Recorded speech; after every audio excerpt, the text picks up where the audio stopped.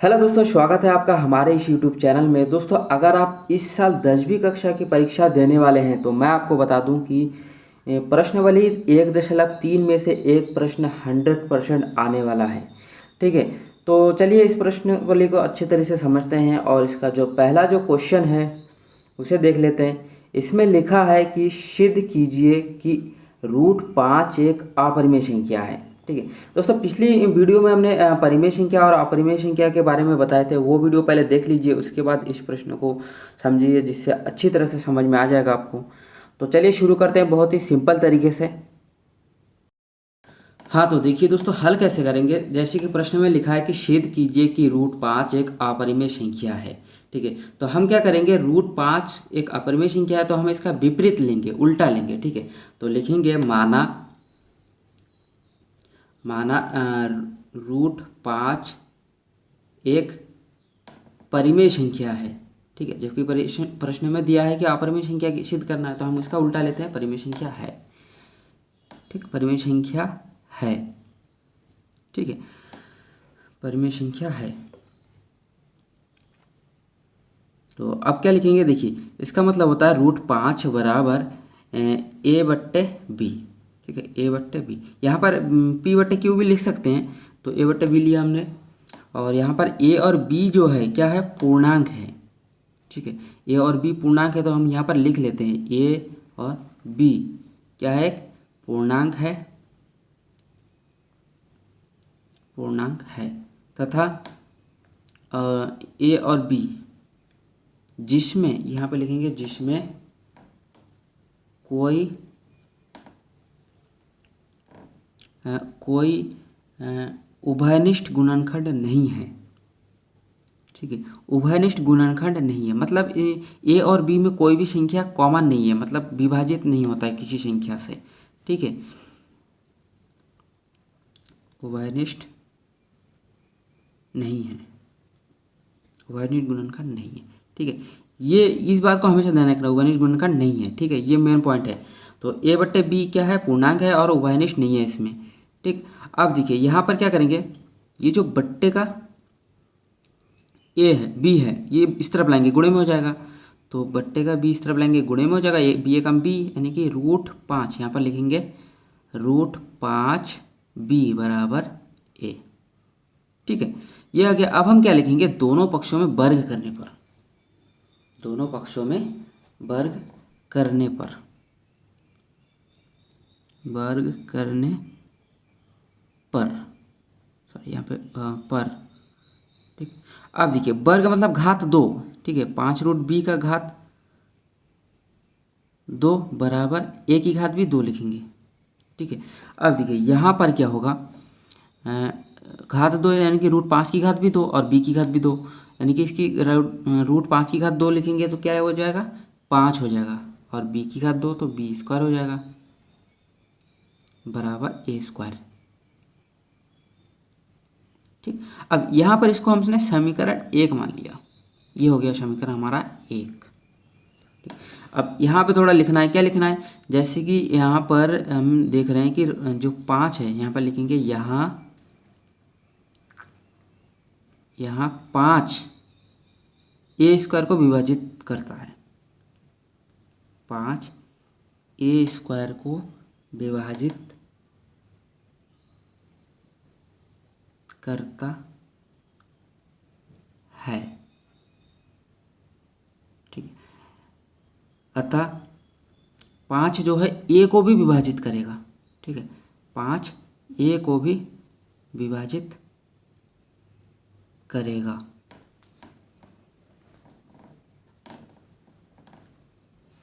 a को भी विभाजित करेगा। तो चलिए इस बात को भी थोड़ा रफ में समझ लेते हैं कि a को भी कैसे विभाजित करेगा। तो देखिए इसमें लिखा है 5 a² को विभाजित करता है। ठीक है, यानी कि 5 जो है, 5 a² को विभाजित करता है। ठीक, a² क्या है, माना a² जो है, देखिए 5 जो है a² को हमने माना 100 माना, a माना 10 और a² कितना हो गया, 100। ठीक है, यानी a² की जगह 100 लिख दिया हमने, क्योंकि a² 100 है। अब देखिए 5 100 को विभाजित करता है, 5 कम 5, 5 दूनी 10 और ये 0, ठीक है, यानी कि विभाजित कर रहा है। इसी प्रकार 5 जो है ए को भी विभाजित करेगा। कैसे? देखिए 5 जो है ए कितना 10, तो ये भी 5 ए को विभाजित कर रहा है, ठीक है। तो चलिए इसको आगे हल करते हैं, यानी कि ए स्क्वायर को विभाजित कर रहा है, 5 ए को भी विभाजित करेगा, ठीक है। अब हम आगे क्या लिखेंगे? देखिए आगे लिखेंगे हम यहाँ पर माना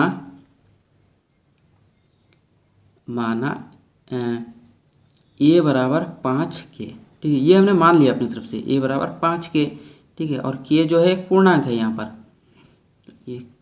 ये क्या है? पूर्णांक है। तो इसके आगे लिखते हैं, देखिए यहाँ पर ए बराबर 5 के, ए बराबर 5 के, तो लिखेंगे समीकरण, ये हमारा समीकरण ए मान लेते हैं इसको। यहाँ पर और भी कुछ मान लेते हैं, एक्स वाई कुछ भी मान सकते हैं, लेकिन हमने ये मान लिया यहाँ पे, ठीक है। तो समीकरण ए में रखने पर, ठीक है, तो 5b की जगह 5b लिखेंगे यहाँ पर, सॉरी √5b की जगह √5b, और बराबर की जगह बराबर, ए की जगह देखिए 5 के लिखेंगे, ए की जगह 5 के, ठीक। अब √5, अब इसको क्या करेंगे? दोनों पक्षों में वर्ग करेंगे, दोनों पक्षों में वर्ग करने पर,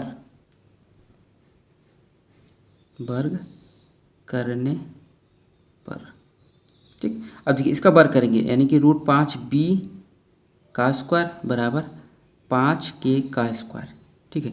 यहाँ पर देखिए ये स्क्वायर दोनों में है, √5 के घात 2, तो कितना हो जाएगा? ये 5 हो जाएगा और b की घात 2 हो जाएगा, बराबर 5 की घात 2 यानी 5 25 और k की घात 2, ठीक है। यहाँ पर देखिए 5 एकम 5, 5 25, बचता क्या है? b स्क्वायर बराबर 5k स्क्वायर, ठीक है। तो यहाँ पर देखिए बिल्कुल यही कंडीशन है इसमें भी, तो b स्क्वायर बराबर 5k, यानी 5 जो है b को विभाजित करता है, 5 जो है b स्क्वायर को विभाजित करता है। यहाँ पर लिखेंगे, यहाँ पर एक बार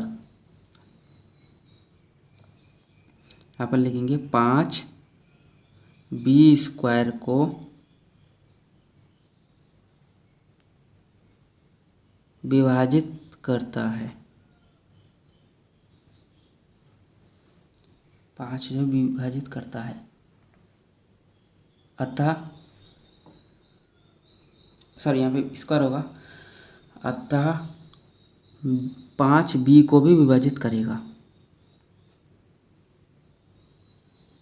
5b को भी विभाजित करेगा, ठीक है। तो यहाँ पर देखिए, यहाँ पर ये इसको समीकरण हमने 2 मान लिया, ये हमारा समीकरण 2 हो गया, ठीक। अब देखिए क्या लिखेंगे यहाँ पर जो है, अतः समीकरण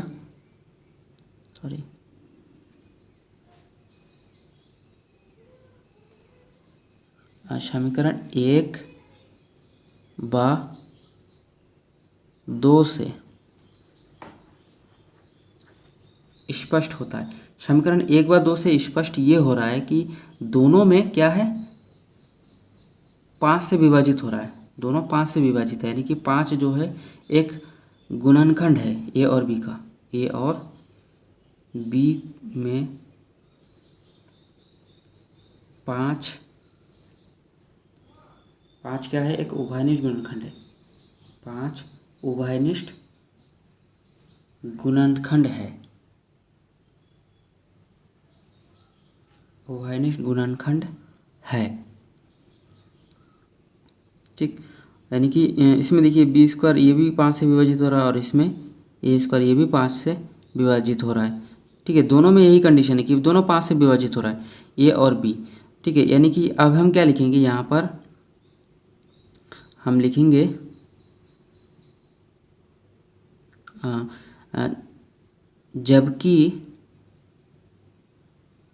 जबकि हमने क्या माना था कि ए और बी कोई इसका उभयनिष्ठ गुणनखंड नहीं है, यही तो माना था। हमने माना था कि ए बी में कोई उभयनिष्ठ गुणनखंड नहीं है। ठीक है, ए बी में कोई उभयनिष्ठ गुणनखंड नहीं है। देखिए यहाँ पर लिखा था ऊपर, ये ए बी में कोई उभयनिष्ठ गुणनखंड नहीं है। ठीक है, तो सॉरी, ये ए बी पूर्णांक है जिसमें कोई उभयनिष्ठ गुणनखंड नहीं है, यही तो माना था हमने।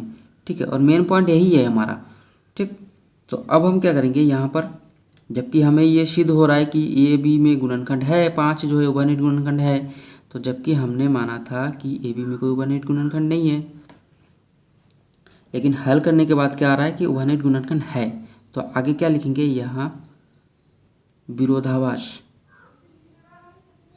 ये विरोधाभास हमारी गलत कल्पना के कारण हुई है। तो हम यहाँ लिख लेते हैं,